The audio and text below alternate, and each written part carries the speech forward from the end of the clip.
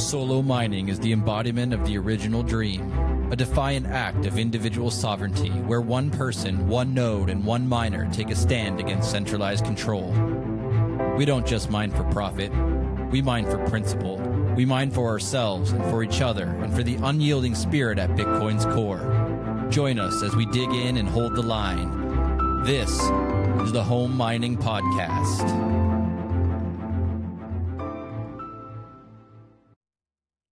Hey everyone, Two Sats here with a few quick notes before we jump into this epic episode of the Home Mining Podcast with the amazing Tatum Turn Up. Man, in this episode, the mega mining Illuminati does not want you to see it. We had several technical issues during recording that I've never experienced before. So when you see Tatum drop off or there's an abrupt end at the end of this part one, that's why. The alpha being shared was just too high level, so they had to try to shut us down. But all jokes aside, this was a very information-packed episode, and it was a lot of fun to record. So after we got cut off 90 minutes in, we knew we needed to link back up and record part 2 for you guys. So you're going to get over 2 hours of Tatum and I going deep down the Bitcoin mining rabbit hole. Secondly, we are very excited and proud to announce that we've aligned with our very first sponsor here on the podcast, and that's Bitcoin Well. And they're a fully non-custodial Bitcoin-only company that offers support for both on-chain and Lightning.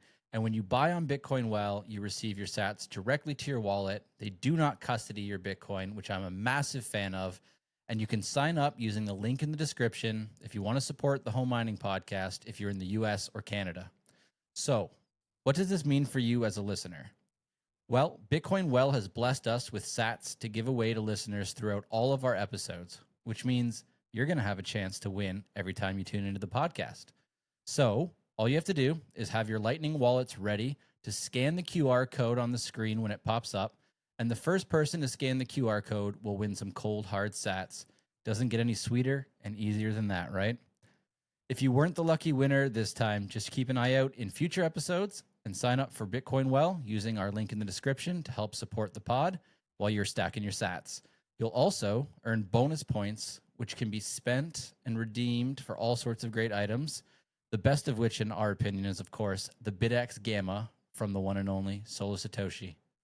Now, let's get into the good stuff. See you in the episode. Hello and welcome back to the Home Mining Podcast by Solo Satoshi. I'm your host, Two Sats, and today we're diving into the gritty, geeky, downright fascinating world of Bitcoin mining with the one and only Tatum Turn Up, a home miner turned industrial heavyweight who's managed 20 megawatts of mining facilities and contributes to a monstrous 5.5 exahash with Compass Mining. He's a self-proclaimed mining psychopath, and we're here to unpack his obsession with block templates, true self-sovereignty, next-gen hardware, future-proofing the mines that secure Bitcoin, and so much more. Tatum, welcome to the show, brother. Thank you for having me. Super happy to be here. Yep, I'm as exactly how you described, a geek turned working in the industry, and couldn't be happier with it. Awesome, man. We've got so much to unpack. Let's just start off right at the top with, call yourself a psychopath for mining.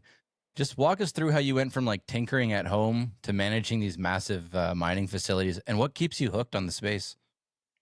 Dude, it was a crazy, if I made my own decisions on what I thought that I wanted, I would not be where I am today.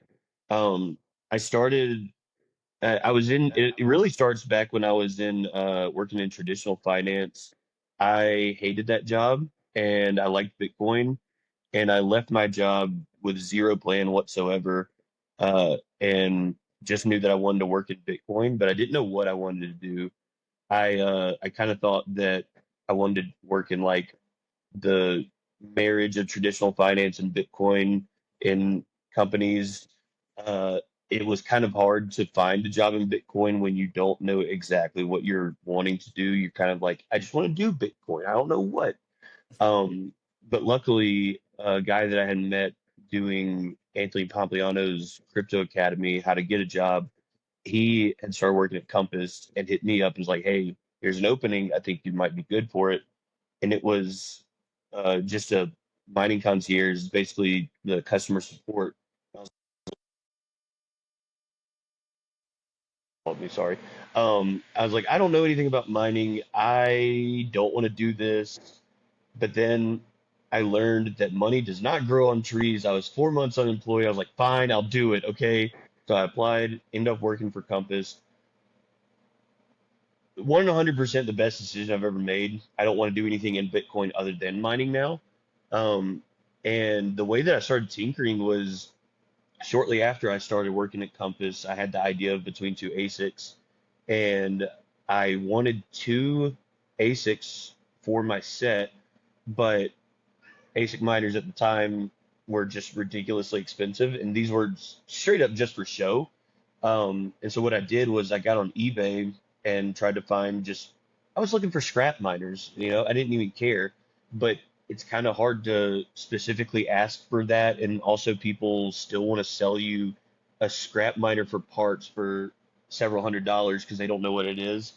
But I got two S7s for like 40 bucks, and I was like, I'll play around with them, see what's going on here. Started taking it apart, hooked it up, looked at the UI and everything. And from there, I was like, okay, I want to take apart more miners. And I just kept collecting miners. I got a new role in Compass about a year after that. I moved to Denver to work at the service center that we have here as a repair tech.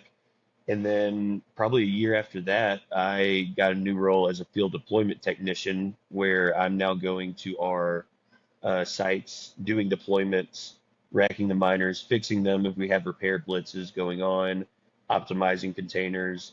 And at this point, I've been to, I think, 4 or 5 sites that I've helped deploy. So it's also really interesting. I've only seen 2 of them energized. So it's kind of a weird little feeling. I actually just saw one of them energized for the first time last week when I passed through, and I hadn't been there in like a year before it was energized, and I was like, "Oh, look, my son that I sent off to college is doing great," or something like that. I felt like a proud dad. Yeah, I bet. Yeah, I was messaging with you on Telegram when you were making that trip out there, and I was just thinking, man, what a sweet job. Yeah, it's really cool story about like learning, like hands on and just stumbling your way into something that's now a dream come true. I mean, it's pretty badass. I'm sure there's lots of people out there that are trying to get into something like this, and just stumbling into it and then falling in love with it is really cool.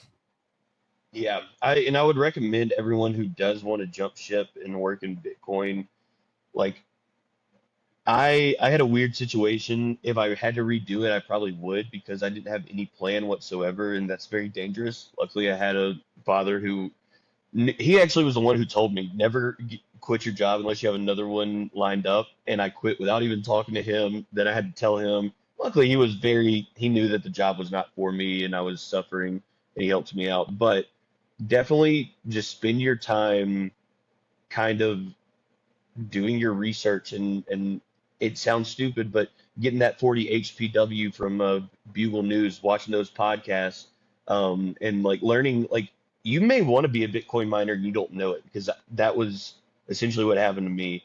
I'm not saying go down the mining rabbit hole, but just kind of see like listen to podcasts and see what kind of tickles your fancy, and see where you can go with that and see if you can build something from it. If there's someone doing something that needs help that you can fit into.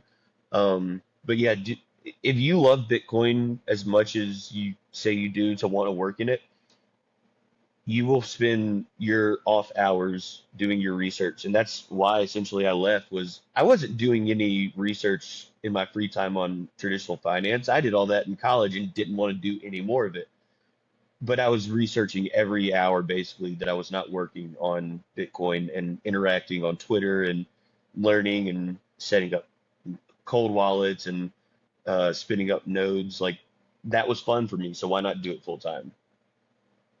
Yeah, it's a tricky industry in general, not just mining, but like Bitcoin. I want to work in Bitcoin, and it's like, well, what does that mean, right? I had a There's friend ask me the so other day. much. Yeah, yeah, I had a friend ask me the other day. Well, your passion is now Bitcoin, and it's shifting away from your Web 2 career, your business, in the flesh, in the real world. And how are you going to be able to make the same amount of money in Bitcoin? And it's such a obscure like path to walk, right? There's no like defined way to go about it. But what I do find is much like with what you were saying, it's like there's so many connections in Bitcoin, unlike anywhere else in the world or any other, industry.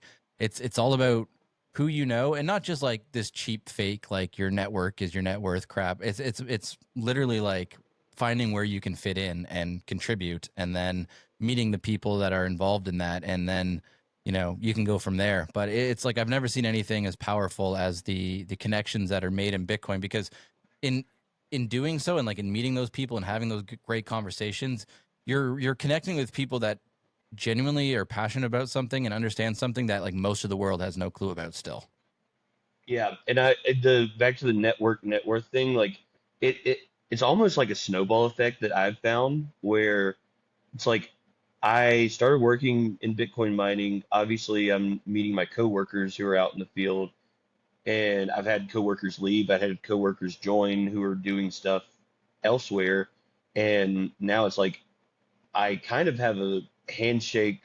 I'm kind of a handshake length away from like every company at this point that I've used several of my ex coworkers for help with stuff that I'm looking for, and they've reached out to us as well, and they've brought information from maybe working at a different mining company that we've now implemented for our own sites.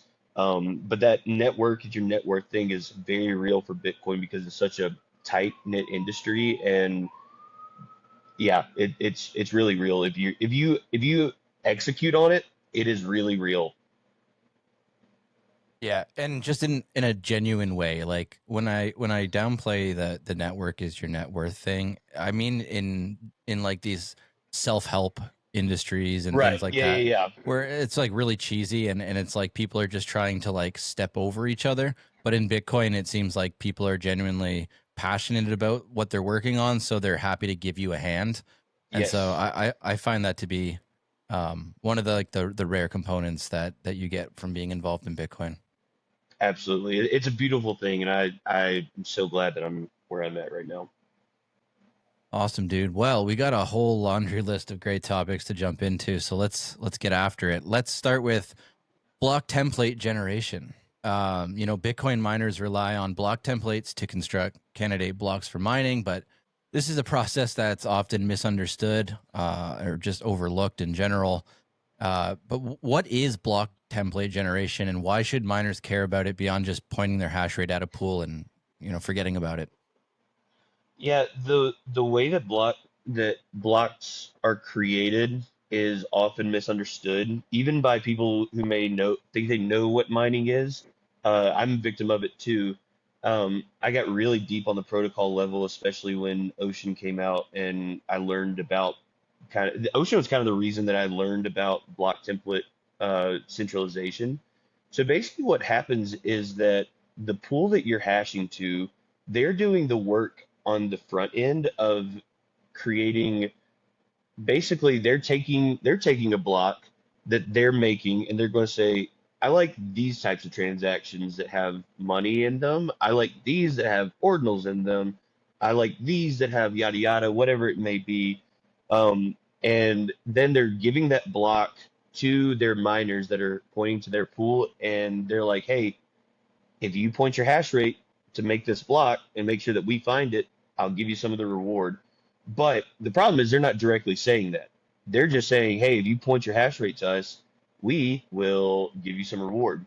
And so the main issue with that is that most pools that we see are not transparent of what blocks they're building. I think Mechanic was giving and Bitcoin Mechanic was giving an example where it's like you're instructing people to build this building, but they don't know what they're building. They just know what you're telling them to do, and then they're getting paid to do it. You may be building, some religious worship center that you vehemently disapprove of, but you were paid to do it and you voluntarily did it. So it's like you're still part of that now. And we saw that the first time that I think that we really saw that, when he gave that example, I looked back and remembered the 4 megabyte block that Luxor mined with the Taproot Wizard. That was kind of the first one that kind of started some of this conversation. And the people who were mining to Luxor, they may not have known that they were trying to mine a 4 megabyte block of a picture of a wizard. Um, but they did, which is totally fine on Bitcoin's protocol level. There was nothing wrong with that. However, the people that were mining to Luxor, they may not have wanted to do that. Um, Overall, it seemed like it didn't really matter at that point, but then it kind of opened up the idea and realization of, oh, what else is being hidden, such as OFAC compliant blocks with like F2 pool and stuff like that. And then we slowly started to figure out, oh, wait, hold on, all of these block templates that are being mined are literally proxied from one pool, and that is ant pool. And so they started calling those pools ant pool and friends, where they're literally just white labeling. Like all these pools are essentially the same pool, and it makes it very, very risky for a 51% attack, for a reorg, for rollbacks. Like that's not like looming over us like, oh no, Antpool could reorg Bitcoin at this moment. It's not as drastic as that, but it definitely is opening up the conversation of what could happen if all this hash rate is pointed towards all of these mining pools that are literally just forcing out certain transactions that will get picked up eventually, but there's no guarantee of it. And one of the biggest ones that I think of is the OFAC blocks with F2 pool. I don't remember when that first one came back, that they mined a block that excluded a transaction from an OFAC restricted address, but that's happened a couple of other times that I know of. And the idea is that I think that you should be able to know what transactions you're putting in. If you are giving that work, that physical work, that electricity, that hash rate, like that's not a cheap thing to acquire. And it's not free once you get it either. You could hand me an S19J Pro and I can run that thing. That's not for free for me. Um, if I'm putting in that work and energy, I want to know what transactions I'm mining towards. And that's why I do like Ocean, because they give you very explicitly several different options to say what you want to mine. And then you can also see what that block looks like if an Ocean miner hits it on whatever settings you have with Ocean. That was kind of long-winded. Excellent. I'm sorry about that. No, that's exactly what I want out of today for sure. Is just getting your experience and your knowledge and your opinions, and so that was perfect. I believe in the research I was doing that F2 pool controversy was 2020. I Does think that it sound might have right? been, and I think that it happened later on too. I only know of like I think 3 or 4 times it happened. I could be wrong on that, but I do remember the first time that I saw it happen. I was like, hold on, this doesn't seem very ethos of Bitcoin. So that's when I started kind of like peeling back the onion and then peeling back the next layer and then the next layer. And brother, I'm still peeling back that onion.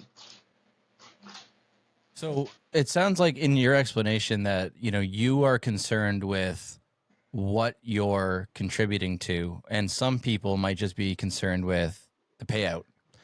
Is Right. there so you're ideologically driven on top of the payout? Is that something that you see developing right now as sort of like a crossroads or like a bit of a head-to-head battle right now? Yeah, there's definitely like the reason that we don't have that we're still having this discussion is because there are different incentives in mining, and none of those are leaning one side or the other. There are ideological miners. I consider myself an ideological miner, but I do want to get paid as well. I want to get a reward for what I'm contributing, but I want it to be quote unquote clean, I guess you could say. Um, but like for instance, if you look at a mining company that's listed on the Nasdaq, a publicly traded company, everyone loves talking about mining pubcos, or they did at one point. Now it's all MicroStrategy. But those companies, wherever they started, is gone. They as soon as they were listed on Nasdaq, they became a profit company. So any of the ethos were thrown away. And now, don't get me wrong, I'm not saying that all publicly traded mining companies are bad. I just have a very complicated relationship with pubcos. I like them and I don't like them. But the main reason for not liking them is because at the end of it, a you're a profit company, which is not a bad thing at all. But if you are using everything that you've built on Bitcoin mining and you're going to switch that up, for instance, Marathon mining Caspa, like that just the incentives are misaligned there between all parties that like Bitcoin mining, and it kind of brings up some concerns of like where are we going in this industry? Where are we going as mining companies? And then you also have Marathon themselves might having their own pool, which they're generating their own blocks, they're hashing to their own blocks with their miners. That I think is okay. That's one reason I do like Marathon because they're doing exactly what you can do with Bitcoin, and I don't think that that is bad for Bitcoin. They're using their own hash power to hash with their own blocks. So yeah, there's kind of a weird dichotomy there.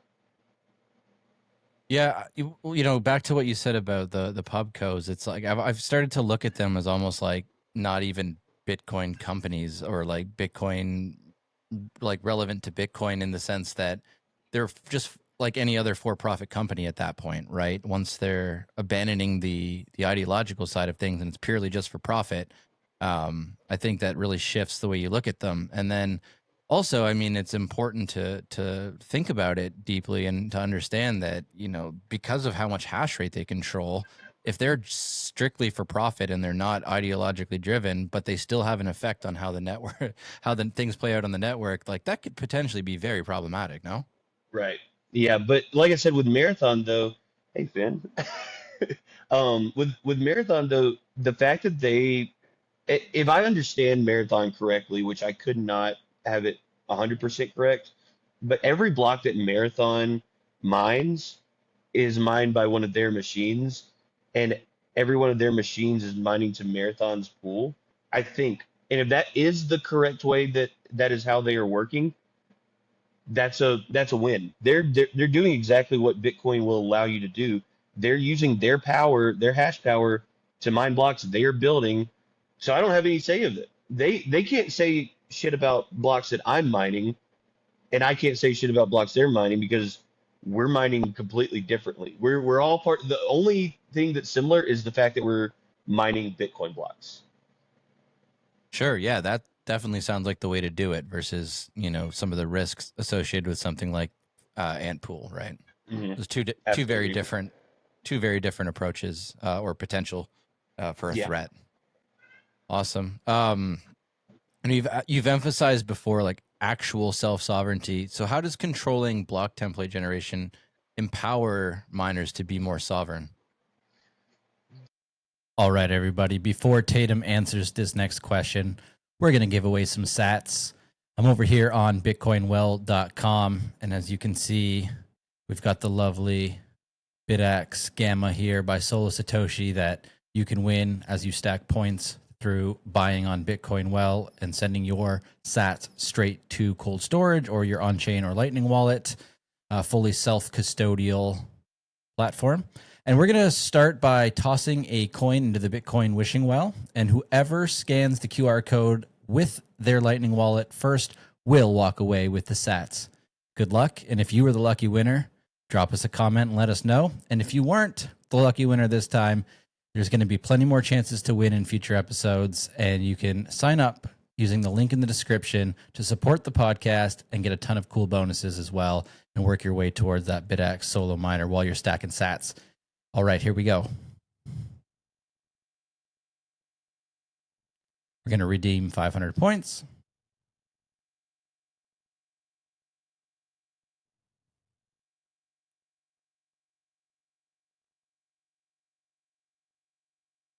$331 sats. Good luck to everybody. And again, let us know if you were the lucky winner in the comment section. Right. Back to the show with Tatum. that's kind of like a deeper circle of hell with self sovereignty. I feel like you definitely can, um, live a self sovereign life and not care about your mining pool. But I think that it's important to understand what you're doing at least.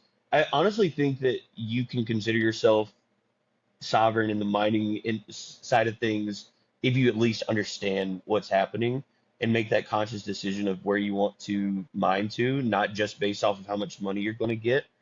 But if you're generating your own blocks, whether it be like with a Datum server that run off of Ocean, or you create your own pool, even, then that's you're good. You're the most self-sovereign miner, that pleb miner that can come out of it. But it's definitely not the easiest thing to generate your own blocks. Ocean has made it. Oh, it said I was reconnecting. Did I lose you? Nope, I'm here. Oh, that's weird. Okay.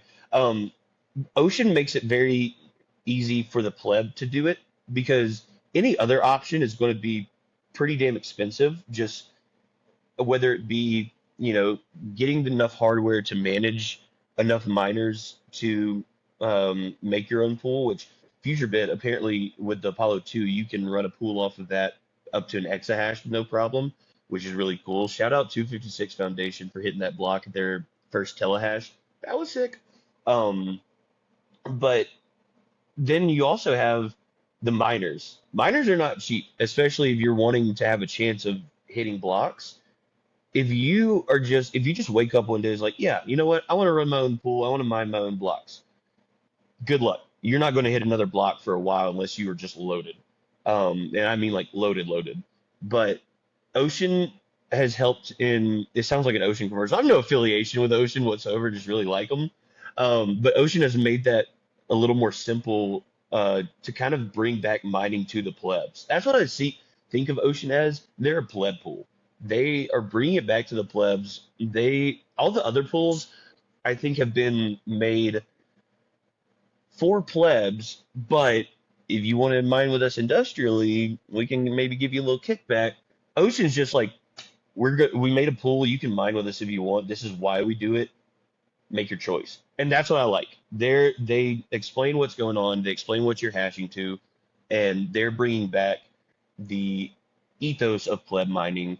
And the release of Datum is very big. I think it is super sick that you're able to choose what you want to go into blocks, and then also have your stamp on it if your miner was one that hit. Because you go on mempool.space now, you can see all these random little tags on Ocean's blocks, and it's like, what is that? Well, that's different people who were being self-sovereign within Ocean, and they were picking their own blocks to generate. It was going through their Datum server. So super sick. Hopefully one day you'll see the space on mempool.space. We got our Datum server. I think we have, shoot, I don't know how much hash rate we have, but it is pointed there. So the space block coming up soon.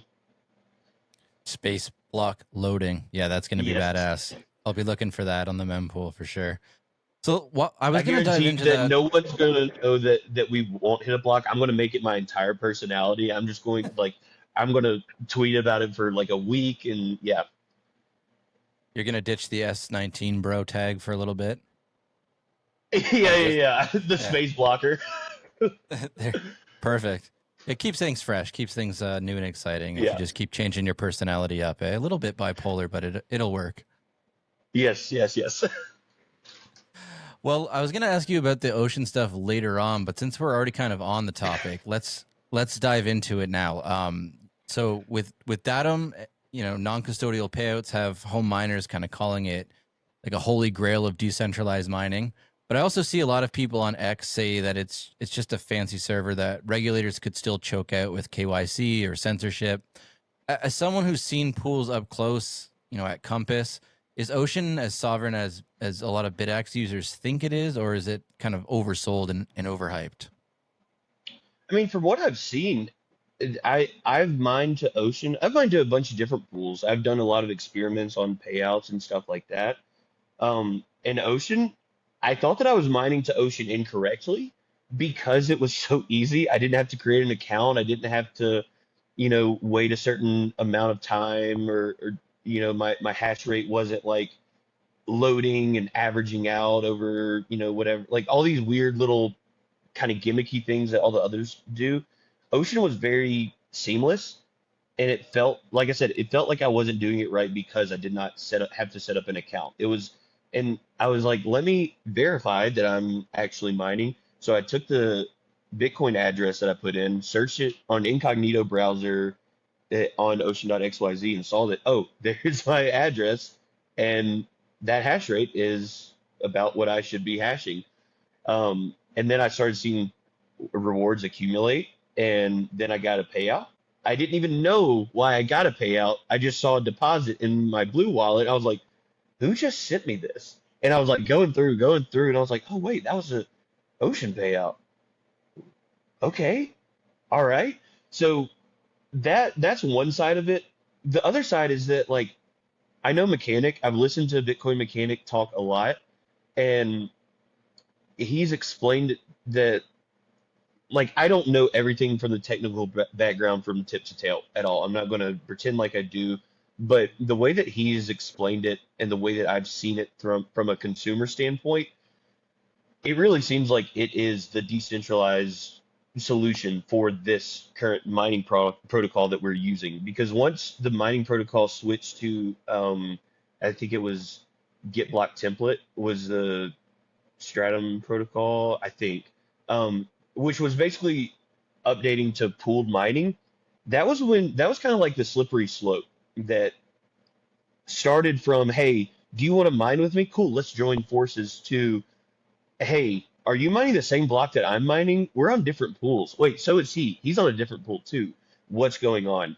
And so I do think that Ocean is one of the good players in the space, but they're so young. Um, and I think that there's a lot to come more, a lot to build from it. But I do think that they are the good guys. I think that's personal opinion. It sounds like I'm an Ocean spokesperson, but I have no affiliation. I just really do respect what they're doing.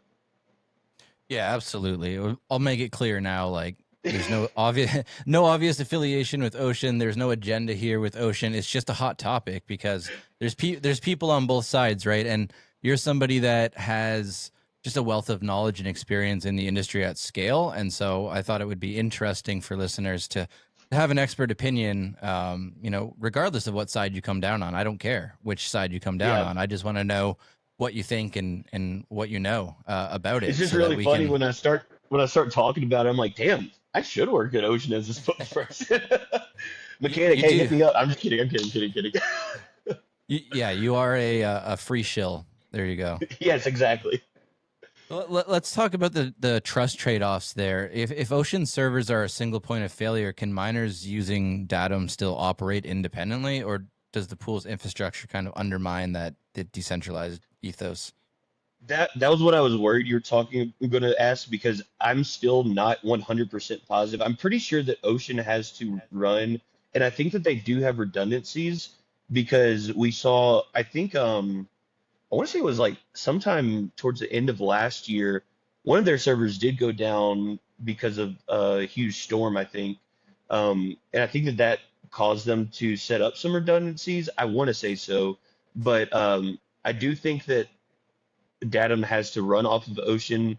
That is one thing that, you do have to rely on. You have to rely on that on any pool, and their redundancies are going to differ, because if it's a smaller pool, they might have, one or two redundancies all in America or something like that. But like F2 pool, they have servers all across the world.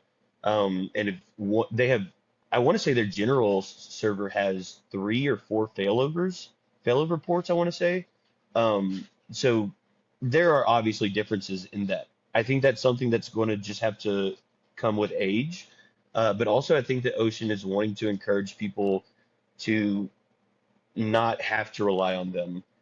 They're offering the service, but they're also offering the education to do what they're doing yourself. Um, it's just a matter of whether or not you have the capability of doing it, or you need to rely on them, whether for good or until you have that knowledge and capital to create your own pool, I guess. But yeah, there are definitely some trade-offs. There's always going to be trade-offs unless you have your own powerhouse of a company running your entire life, you know. And I mean that like not even just like you have to have a mining company to be self-sovereign to yourself. You have to have a personal company to be completely self-sovereign on any aspect of your life. You're unfortunately, it's very difficult to become completely self-sovereign and completely trustless, but there are ways that you can, and Ocean's kind of minimizing that and kind of empowering users to do that. Nicely said. Yeah, I think it's definitely a positive overall, right? I mean, I'm not an expert on Ocean's inner workings by any means either, but I think that it's definitely one of the more like positive options for people out there, especially people just tinkering with their first bid axe or something at home, and to be able to actually experience some payouts and things like that. Yeah, it's they've given a plethora of information basically in mining that a lot of people just had never considered. And I think that's changing the landscape in a good way.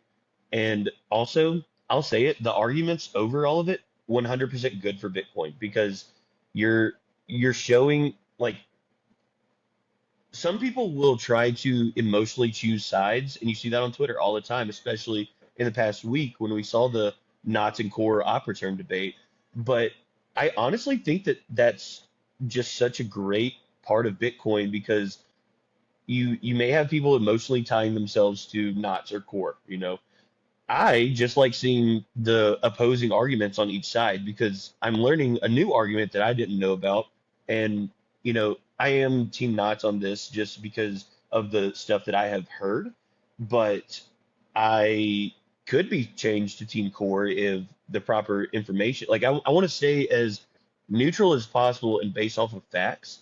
And so that's why I really like this discourse and arguments in Bitcoin mining and Bitcoin on the protocol level altogether because like it's making conferences more fun, dude. You get to go and actually see like why people are like Bitcoin could change very drastically very soon, and we're going to conferences and seeing the people who are responsible for changing it and the people who are responsible for trying to not change it and getting to bump elbows with them and learning firsthand like why what's going on, what's the deal with this. And I feel like I'm part of something now, even more than I felt like I was part of something just joining the Bitcoin space altogether. Like I'm actually, these conversations are going to affect all of us, you know, in the future. So super, super interesting. And sometimes it does get a little heated and you have to step back a little bit. But, you know, I like arguments in Bitcoin as long as they are structured and sound and not like, oh, you smell like shit. Hmm. Like, you know, if you can tell me like a genuine reason why you disagree with me, that's great. I respect that, support that. But if you tell me that you don't like me because of the way I look, no, our argument's done. Avoid the shinobi tactics is what you're trying to say. Yeah, sure, yeah.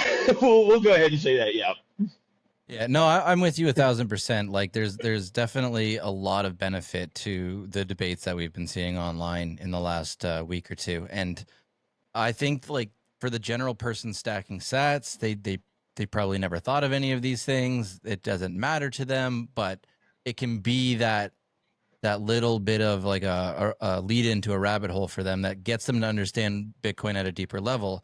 And just like mining was for me, like running a BitX was for me, and then learning more about nodes and everything like that, it starts to make you value your Bitcoin a lot more, right? It's now not just something you bought on an exchange somewhere, or hopefully peer to peer.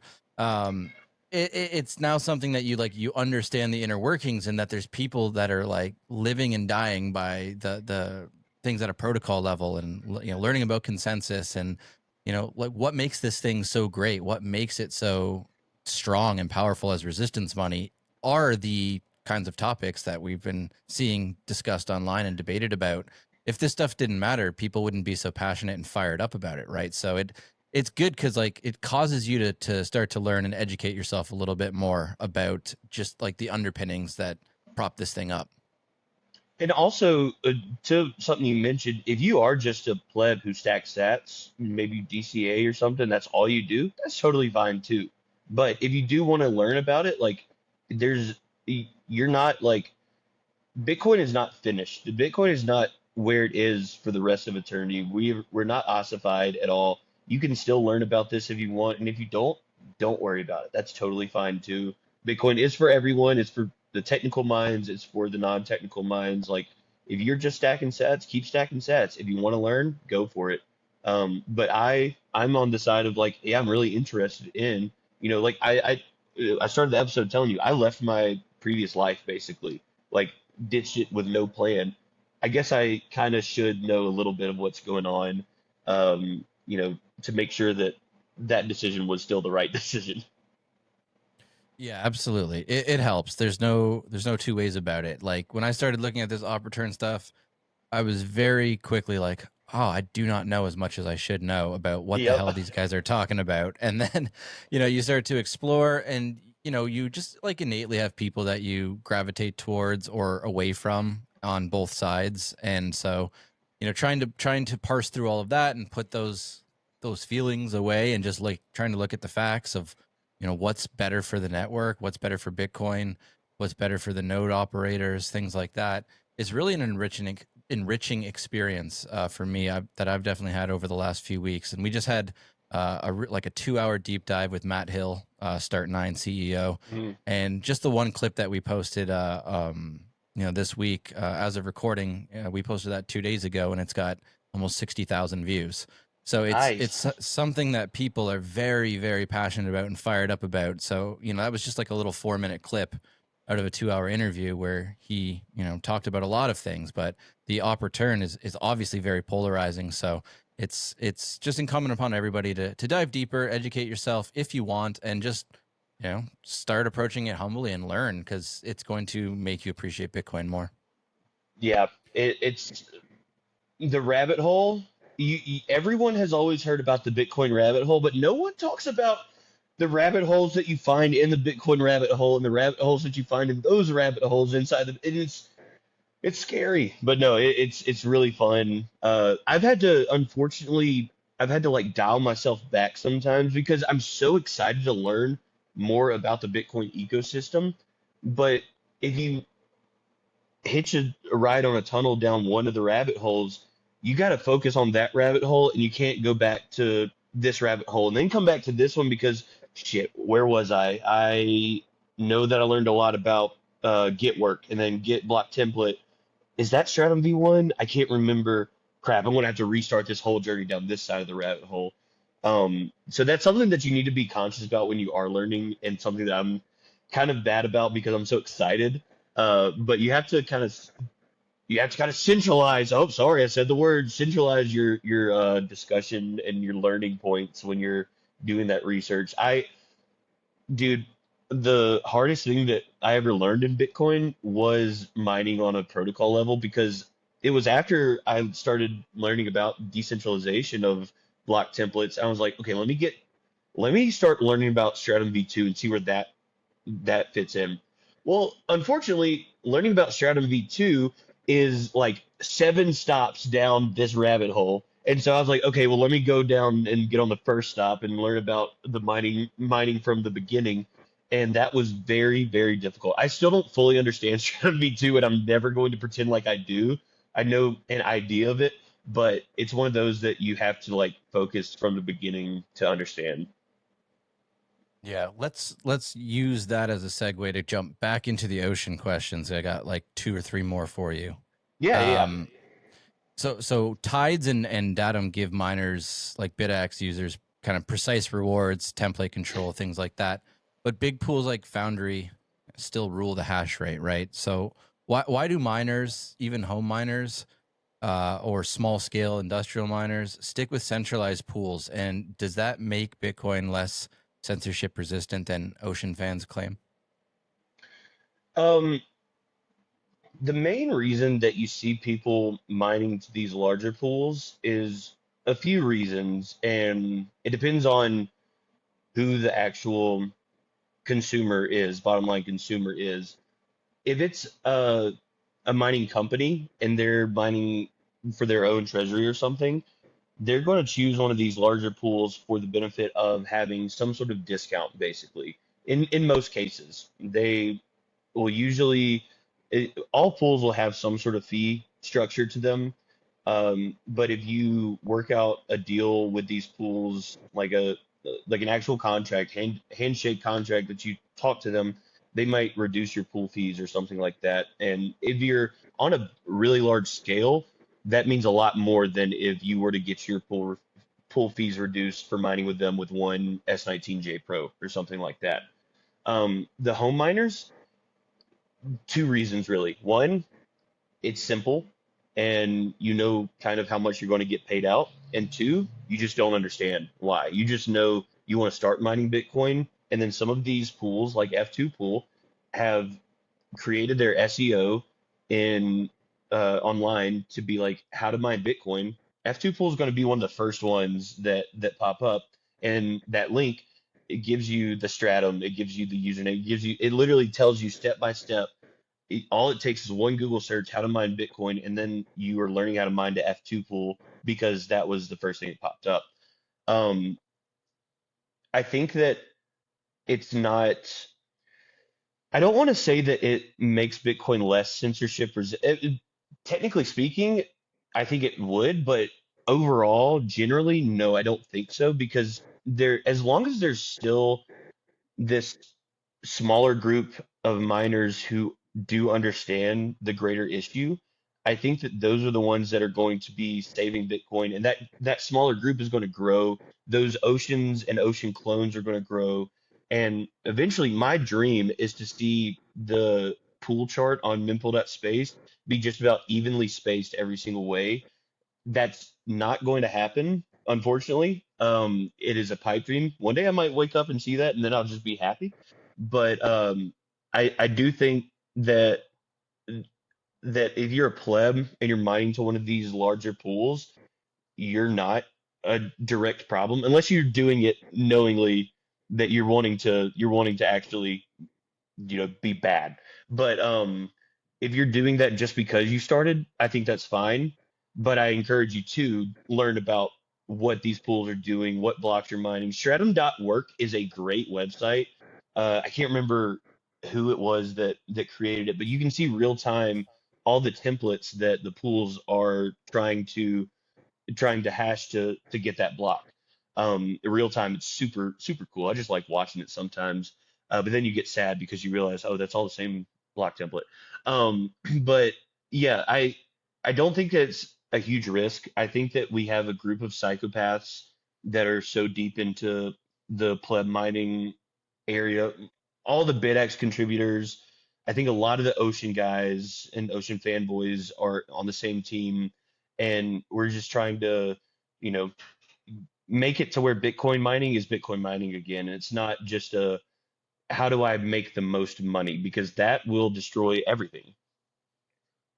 Yes, agreed. And it's really a big battle for education because as you said, and it was I think a great point, they've put millions of dollars probably into SEO and to get, this marketing and like the narrative of this is easy, go with us, and to go against that and set up with Ocean or, in the future hash pool from VNPRC or some of these other things, it requires a little bit of technical knowledge, right? Like you said, like you set up yours to Ocean, your BitX to Ocean, or your S19, and you weren't even sure that you were doing it right. And it was just, it was that easy, right? It does require, I think, for the person just plugging in their first device, it requires a little bit of thought and tinkering, which these devices kind of encourage in the first place, right? Like that's what open source is all about. That's what BitX is all about. So, to your point, it's maybe easier to go with some of these centralized options, but I encourage you to go out there and start messing around,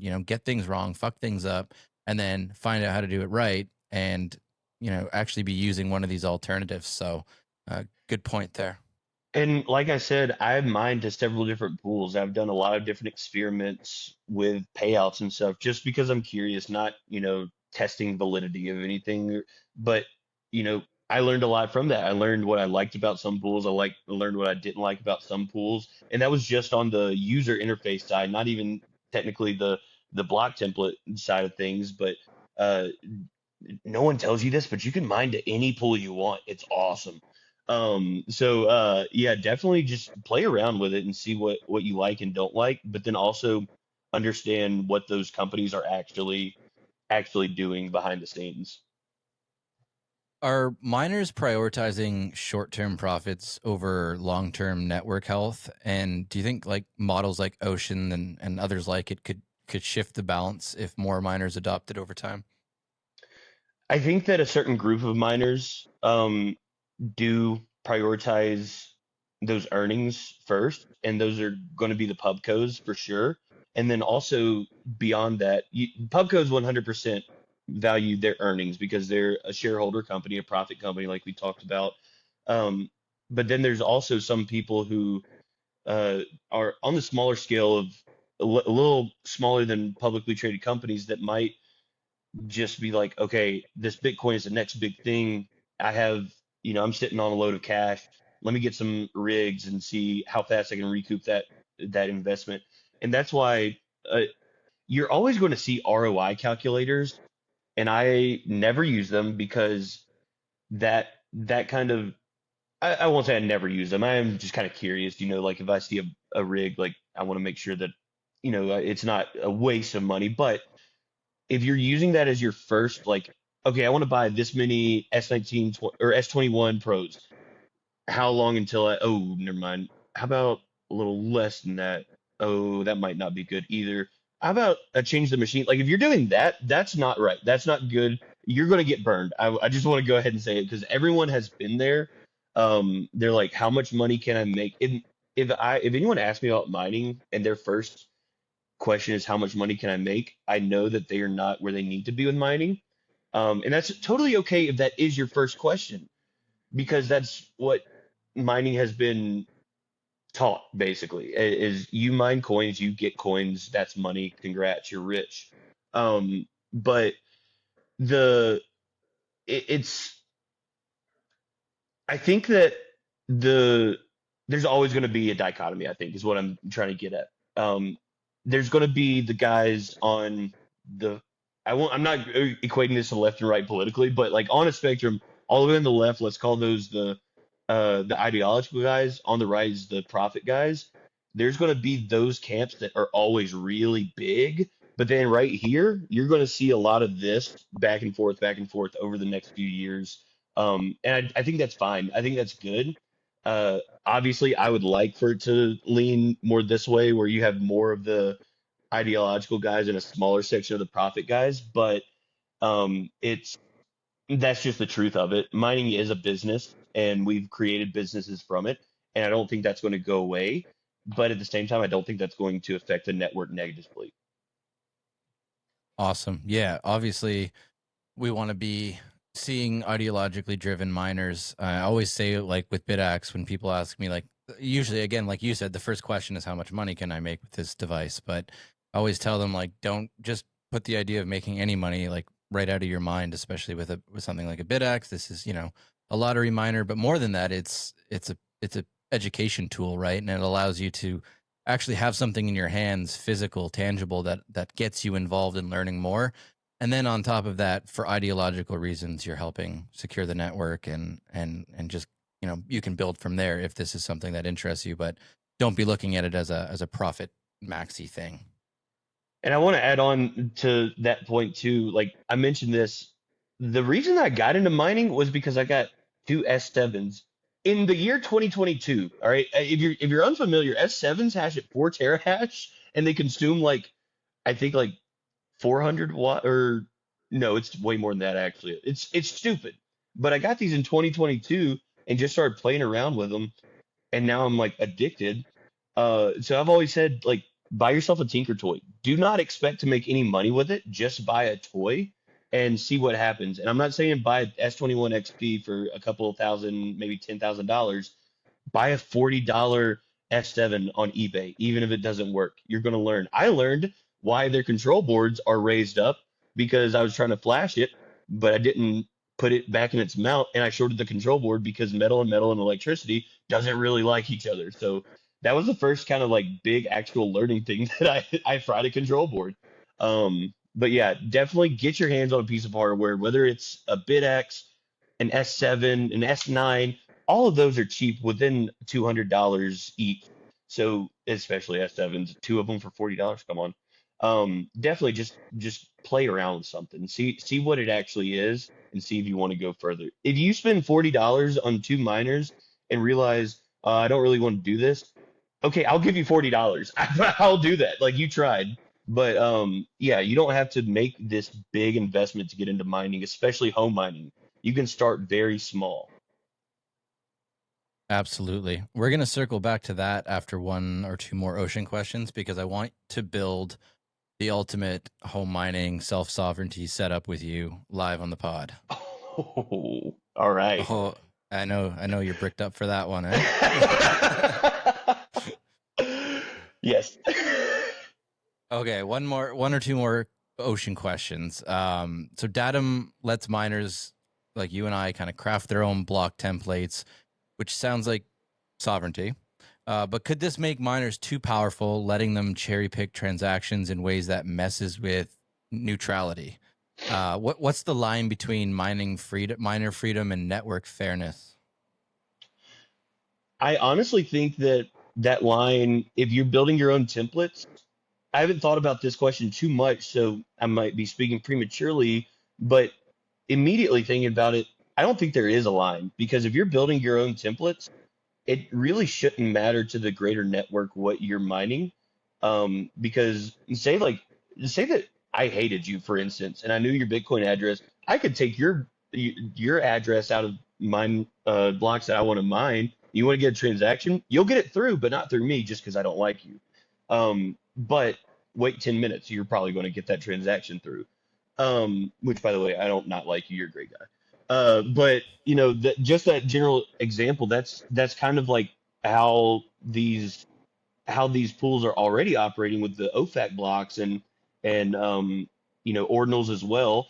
But if you're consciously choosing what to put in your blocks, I don't think anyone else has a say in it.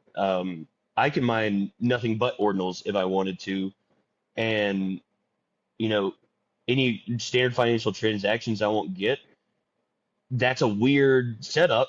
I wouldn't think that anyone would just be mining ordinal blocks, but if I'm building those templates, no one can tell me, hey, don't do that. Because guess what?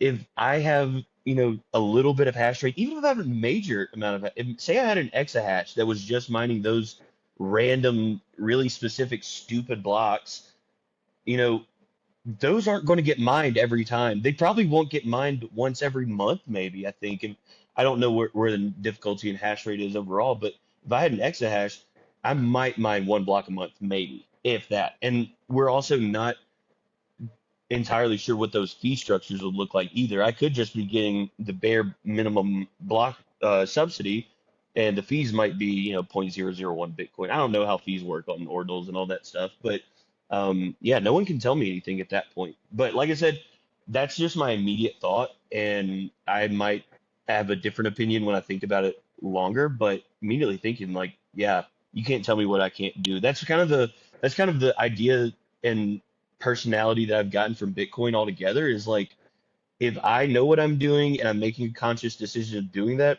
you may can suggest, hey, mining blocks with, more transactions, or, maybe, trying a carnivore diet might be helpful. Maybe, cutting back on your screen time. Like, you know, that's great that you can suggest that to me. And if I'm interested in that suggestion, I might ask you about it. But if I'm not, I do not care. You cannot tell me anything. But I'm not doing that maliciously. I'm literally just like, I know what I know, and I want to do what I want to do. Yes, that is the general feeling I get in Bitcoin as well. So Yeah. from what you said there, if miners started favoring certain transactions for political or profit reasons, it's not necessarily going to fracture, the trust model. It's basically fair market competition that will keep things balanced. I think so. And I think that's what we've seen as like ordinals have been popping up. And you also had runes around the halving. And Um, but we see it kind of even out over time, as we've seen. The mempool has cleared. No one thought it would. Um, and we also still see those psychopaths that are building for the open source side of things, for the Tinker Toys, for the decentralization, for the transparency. And I think a lot of that has grown too. I think that's going to continue to grow. All that to say, I don't think that's going to be um, a problem because at the bottom line of it all, you have to think about if I submit a transaction, no matter what type of transaction, will it be mined or will it be skipped? You know, if I say that I'm sending you, 100,000 sats on chain for some reason, um, and I put in that transaction ID, I can see that sit in the mempool, and then I might see that block get mined, but hey, wait, that transaction's still not there. Well, shit, who mined that block? Oh, it was I don't know, Luxor. That was the Taproot Wizard. Okay, so they just didn't include mine. I hope I'm in the next one. 10 minutes later, oh, my transaction was included. That's fine. It took 10 extra minutes. I think that's okay. So I think favoring transactions is not going to be a major issue as long as the users and the miners and the hashers are aware of what they're mining to. Perfect. Okay. Now let's circle back to the thing before that I was touching on, which is going to be the Sovereign Miners Toolkit, the ultimate home mining setup. What tools or practices do you recommend for home miners to get closer to what you would deem as true sovereignty, maybe without breaking the bank? So, if you Mhm. were advising a home miner, say with a single S19 or a few bit axes and a dream of being sovereign, what's the minimum setup that they would need to run their own node, generate block templates, stay private? Dude, the investment after you get an S19J Pro, which already is like only 200, 300, $400, something like that right now, you're gonna spend maybe $200, I want to say. Um, I think that the ideal setup is now one thing that I will leave out here because I've still not figured it out is the internet connection. I tried with my previous setups just based on how I've lived with modems and stuff like that. I haven't been able to do it custom myself. I think I have an idea of how to do it, but we just won't touch on that right now because honestly, you could probably still consider yourself self-sovereign even if you have like a rented Xfinity hub or whatever. But that's just kind of like my tinfoil hat. But what I would do would be to get I would say an Umbral Home. I really like the Umbral Home. I don't even have one, but I really like it. But Umbral Home allows you to. The UI is beautiful. That's the first thing that I noticed about Umbral. The Start 9 is also similar to. I would recommend Umbral or Start 9. I just don't have as much familiarity with using Start 9, but I love them as a company. But I would set up my node. I would. The reason I say Umbral Home is because the hardware is spec'd out for running a node and also it's beefy enough to I don't know if anyone ever had a Raspberry Pi 4 Umbral. It sucks. Okay. It crashed all the time. It was just miserable to work with. But the hardware with the home is really good. But setting that up and then setting up a datum server on that, which is pretty not it's not too difficult. The Ocean and Umbral both have great setup guides. Actually, hold on real quick. I don't know if you can run datum on Umbral. I'm pretty sure you can. Well, I know for a fact you can on Start 9. So you're still looking at the same price point. The main thing if you're mining at home with anything past like an S9 is to make sure that you have the proper electricity. Sometimes you might have to make some alterations with that or maybe get a miner that takes 110, or there's plenty of plebs and tinkerers in the mining space, which I love, who you can find who have S19J Pro like single boards that run off of 110. Travis Bitkey is one guy. He was the first guy that I saw make a single board J Pro that hashed at like 30 terahash or something. And it definitely took some hardware modifications, but if you have time and you like tinkering, that's a great way to get a lot of hash rate out of 110 volts. If you have 240 volts, if you have a washer, or a dryer, that might be a thing that you don't have to do any sort of alteration to your power at all. You can just swap those out. You might have to talk to the wife about that one, um but yeah, there's not too much going on there, like as far as cost wise. You literally just need to run a node, which honestly, if you have a spare computer hanging around, that's free. All right. You can run one of these softwares and set up a Datum server on an old computer if you wanted to. There's setup guides for that too. So you're looking at, I would say, under $200, possibly free if you have the connections to get a computer and the free miner or something. But yeah, you're not looking for a lot. I would just get a Start 9 or Umbrel, set up a Datum server, go through those setup documents that Ocean has for Datum. It's super simple. We had an issue, which I was out of this whenever they were setting it up, but there was one issue on the ports because for the Spaces Datum server. We ended up figuring it out, but I think it was because we just had a lot going on with our server at the time, so it was kind of just a little chunk clunky. But that should not be an issue. You might have to open up a port. That is the simplest thing. Either if you have ChatGPT free, you can figure out how to open a port on your modem. So with literally like 5 clicks or something like that. Did that answer properly for you? Yeah, absolutely. And I'm going to give some love to Start 9, who is actually developing their own router right now. So that's going to Oh, I be did not know that. That's sick. yeah, it's basically, right from their wish list of self-sovereign privacy related goals, and they've spent the last year building that, and they That's hope to have great, it out. considering the literal first thing that I said in that little spiel was that I couldn't figure out the internet side of things. So that's great. That's very helpful.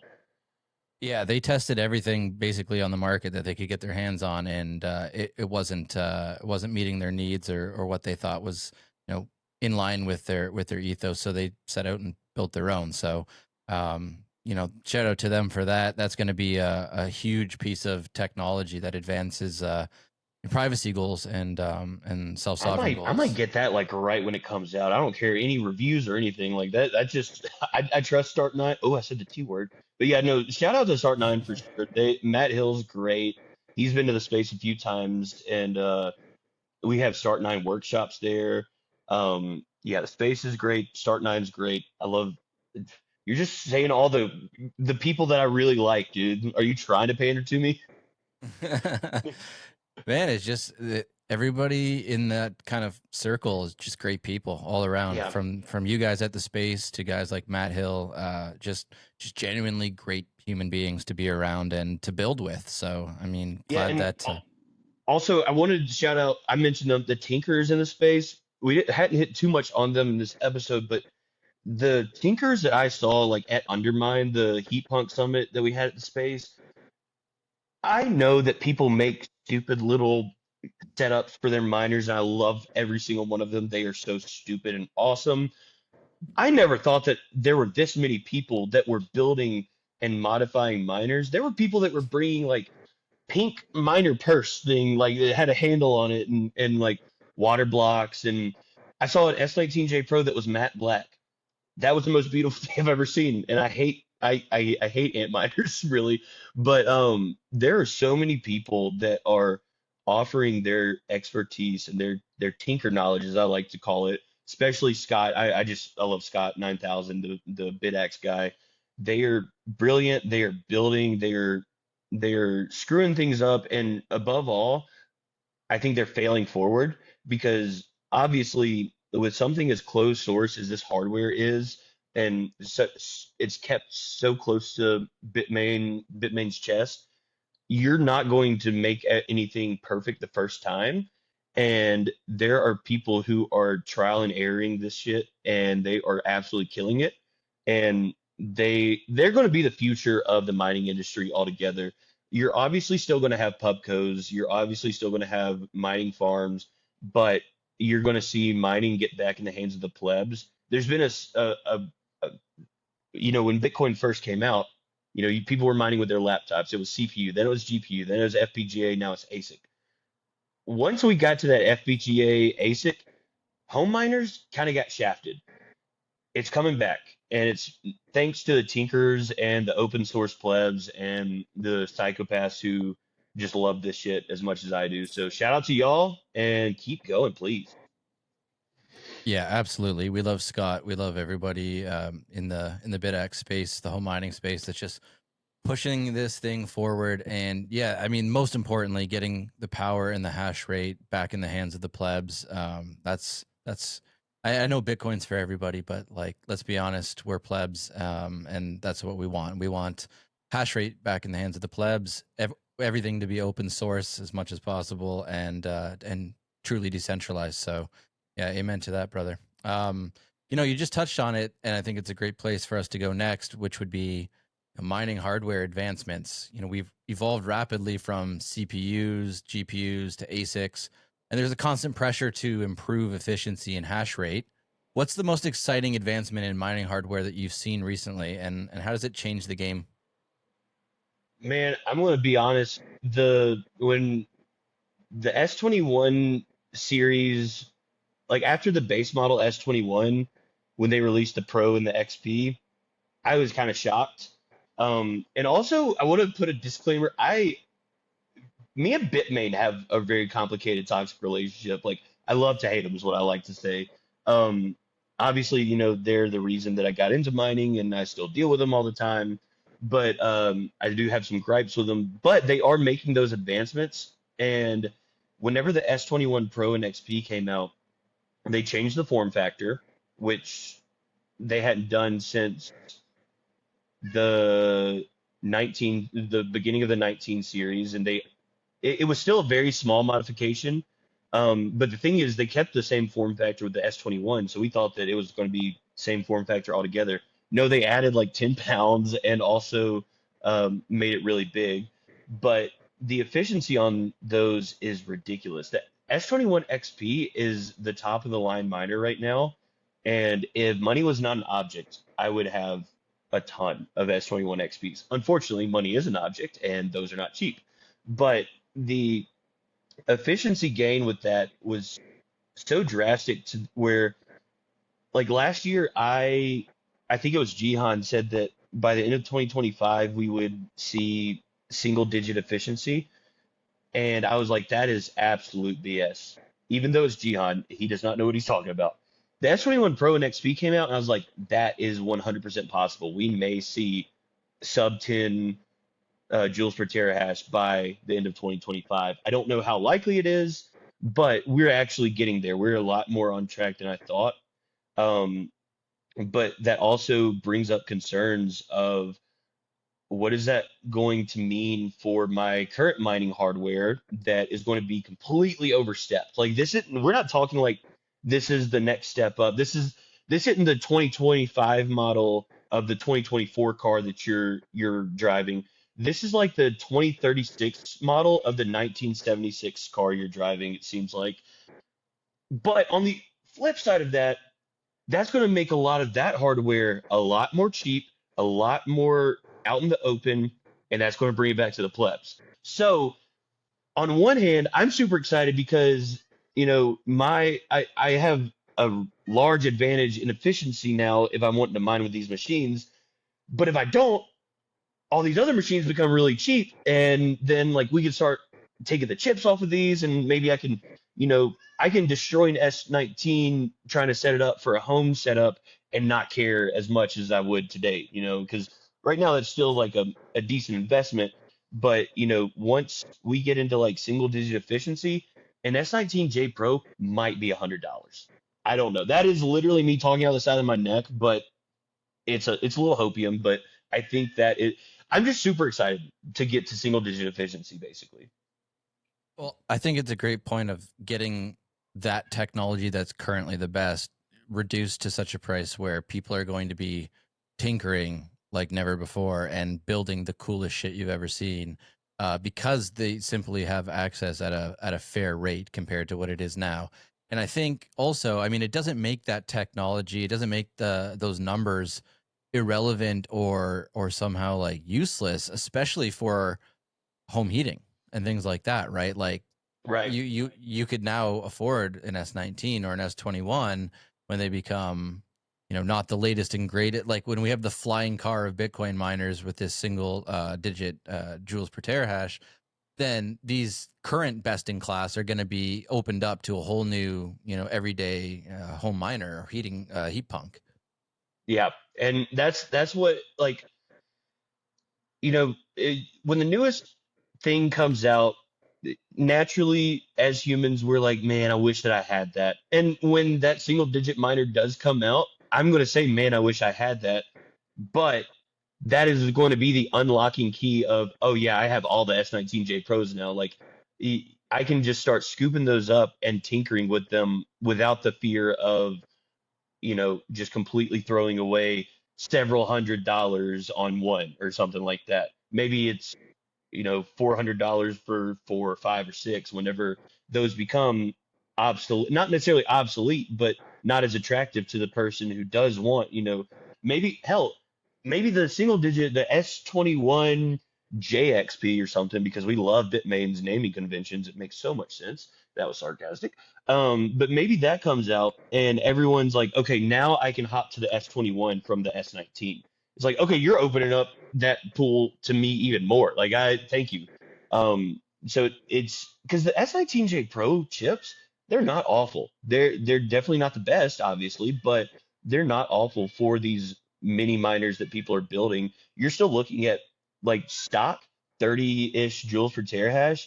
And if you're, underclocking those, you can reach, close to 20, I want to say. It depending on your setup. There's millions of different ways you can do that, but uh you can get that very low down. With your experience at scale, what do you look for in hardware when you're deploying for a facility? That's a great question because nothing is standard. Bitmain changes their form factor a little bit every single time, it seems like. Um, One of the biggest ones with the S21, when I said that they kept the same form factor, physically it was the same miner except for the plug. All of a sudden, the same plug that you've been using for all these miners for years past is now, no, you're done. Sounds like It's a new Apple. proprietary plug. Oh, what? No way. It's almost like they have the same idea, but yeah. Um, but we have to be ready for those changes because we know that those are inevitable. Like with the 21 Pros and XPs, those are much bigger. So we start by looking at the facility more than anything because if we know, like, we know that Bitmain comes out with a miner, those are going to be hot. What's miner comes out, or MicroBT comes out with a miner, those are going to be hot. So we have to prepare ourselves on the facility side of things to make sure that we can change the racks if we need to. And that's exactly what we did at our current facility that we're spinning up right now in Iowa. We had some containers that S21 Pros and XPs would not fit. So we had to completely alter the the shelves and everything, which is not like easy because it's not just a shelf that you put a plug in. Like the cords are all like intertwined in the shelves and stuff like that. And you had to get like perfect measurements and everything. And so it kind of goes back to, we want to look at the types of facilities and make sure that we can change. But if you are looking at hardware, we know that some miners are going to come out and they're not going to be great. Like we've seen that with Bitmain, the S19 XP. That was arguably one of the worst machines that they ever came out with.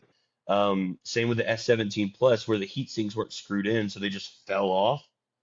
Who thought of that?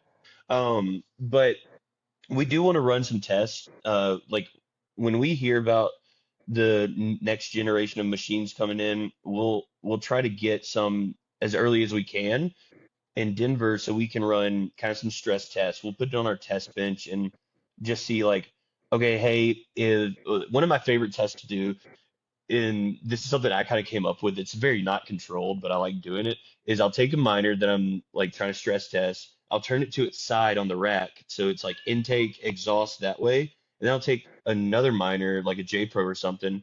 And if this is the miner's intake, I put the J Pro exhaust right there, and I just crank it all the way up and see, where it stops if it does keep performing. And I've seen some varying results with that amongst different miners, surprisingly. But like I said, it's not very controlled, so I can't really tell you exactly the quantitative results I found. But typically, Bitmain and MicroBT and Kanan, they know what works now.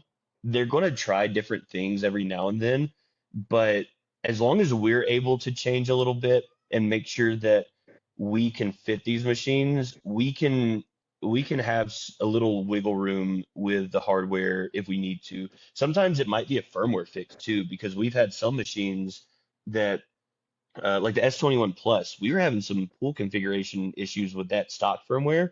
And so we were like, dude, are we about to have to just pull all these S21 Pluses? Which, by the way, S21 Pluses are actually 55 pounds because they include copper on the heat sinks. It's ridiculous. So heavy. When you're doing a lot of time, at least. But that ended up just being a firmware issue, and they were fine. So we usually can find some workarounds. It's more of us being more malleable to fit hardware because we know that hardware is going to be favored by consumers. Awesome. That's great insight for sure. I know everybody listening, or most people listening, I should say, are home miners, but just, kind of getting some insights on an industrial scale, I think will be fascinating for some What's people really because cool too, also, is that this has taught me that some miners are built for scale and some are built for home mining, not even intentionally. Like, nowhere has Bitmain ever marketed a miner as put this in your home, but you learn very quickly, like, okay, this miner, maybe I would say the S21 Pro and XP right now, I'm not going to run those at home. But the J Pro, oh, you can mess with those settings all day, every day. There's a million different third-party firmwares you can put on there.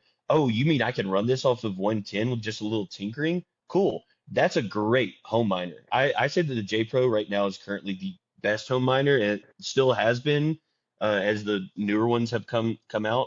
But it working at scale will teach you that there are miners that are made for scale and there are ones that are made for the house.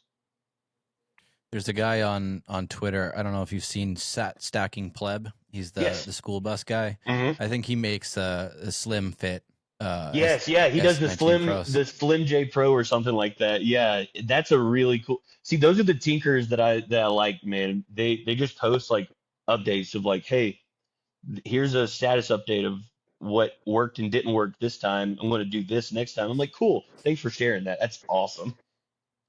Oh, yeah, I love that shit. It's advancing everybody's collective understanding and knowledge of what's possible, like monumentally. And we don't, with things like that, you don't have such a reliance on Bitmain or someone like that, right? Because they're not interested in engaging with you and I, right? They're not really interested in the home mining space, the plebs, anything like that. In fact, they, you know, it looks like they're operating, against our interests as Yeah, tinkerers. So it's good to see people that are just like building cool shit and they don't need permission.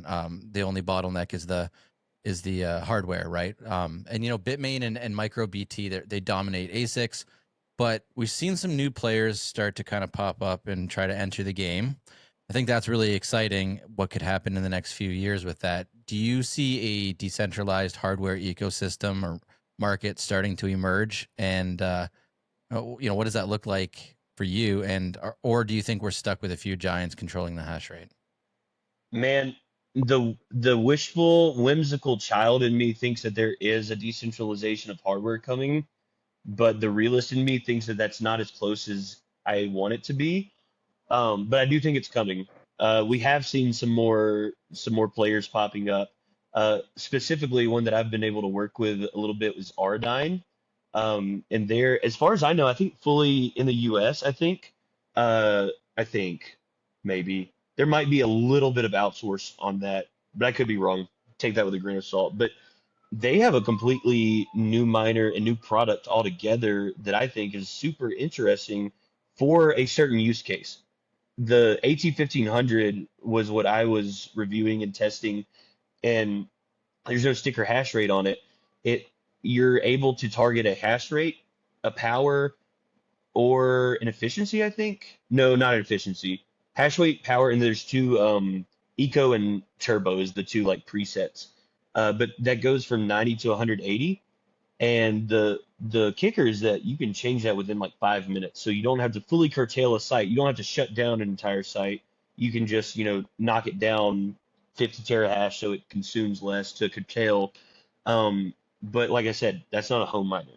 The efficiency on that is not, you're not buying that for the efficiency, you're buying that for the modularity of it. Um, but I definitely think that that's a step in the right direction. You're going to need decentralization of hardware on both the scale side and the home mining side. And so I think that's a net positive for the scale side. Those are going to be great machines for large facilities, in my opinion. And you also see Block they're working on their open source hashboard. Um, I'm still trying to get more information on that because I'm very curious, but they're keeping that pretty tight. But that's going to be like if they fully open source that, that's going to be like nail in the coffin almost. That's like the first person to fully rebuild a board, like a hash board, successfully and as high performing as like Bitmains do. That Bitmain's going to start panicking there because there's a lot of people that are sitting on the sidelines that want to do stuff with this. They just do not have the resources to get those schematics of everything that encompasses a miner. So if if we figure out open sourcing all these components, then you see mass dilution, and I think that's great. Like I said, the whimsy child in me wants you to go to the store and pick out a Walmart brand hashboard if you want to. But the realist in me does think that that's a little farther away. I'd say a couple of years. Hey, as long as it comes, open source the world, baby. As Look, long as it hey, comes, the we're day it happy. comes, if they when they release that open source hashboard, I'm taking the day off. I'm going to troll on Twitter. That that's going to be the day that I finally define my relationship with Bitmain. Yeah, there you go. Bury it once and for all, eh? Yeah, Yeah, I'm sure there's a lot of people waiting for that.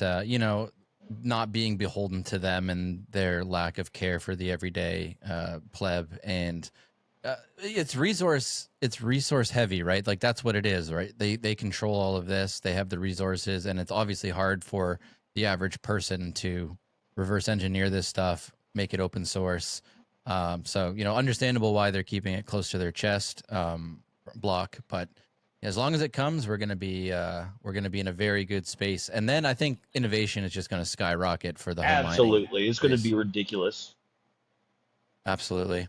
Let's talk a little bit about future-proofing Bitcoin mining. It's a long game, and miners have to plan for volatility, regulation, technology shifts, things like that. What does future-proofing mean to you in the context of Bitcoin mining, and why is it so critical? I think that the biggest thing that you can do to future-proof Bitcoin mining is on the individual level, you just need to be prepared to adapt, I think. And that might mean, if you're a home miner, you might need to adapt in some way or another because of your wife might say it's too hot, or your landlord might say, "Hey, you're using too much electricity."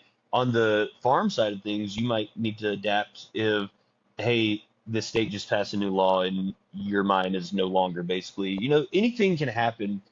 And Bob Burnett, I love Bob Burnett. He is a great voice in the space. He described it he gave a great analogy. I love analogies. As you can tell, I've made several analogies here. But he gave the analogy of calling Bitcoin miners horses, rabbits, and elephants, where the I guess it was rabbits, horses, elephants, but the rabbits are really small. They reproduce very quickly. They can move around really quickly. Elephants are huge. They are slow. They do not reproduce near as fast. They're kind of stationary. They can move around, but it's a lot. It's an event, basically. The horses are kind of best of both worlds, where they're kind of evened out. They can move if they need to. They also will just chill out. And their reproductive rates are kind of in the middle, apparently. I don't know anything about that, but that's what he said. So, but being able to the reason that he brought up the reproduction is that, like, hey, what if your S19J Pro at your house just shits the bed? Okay, that's just a single S19J Pro that you need to buy to replace it. All right. And that's not too much of an investment or anything like that. And you're back to hashing very soon. What if my site in Iowa, the transformer explodes? That's a huge investment. That's a huge downtime. I have to have so many people come in to re-get the operation fully back up, basically. That's going to take a act of God, and it's going to take a long time. And so I think that the ability to navigate what could go wrong is huge. You have to have redundancies, just like pools have to have redundancies for their servers. You have to have redundancies on what ifs, and obviously there are infinite what ifs that could happen, but there are some what ifs that are more likely than others.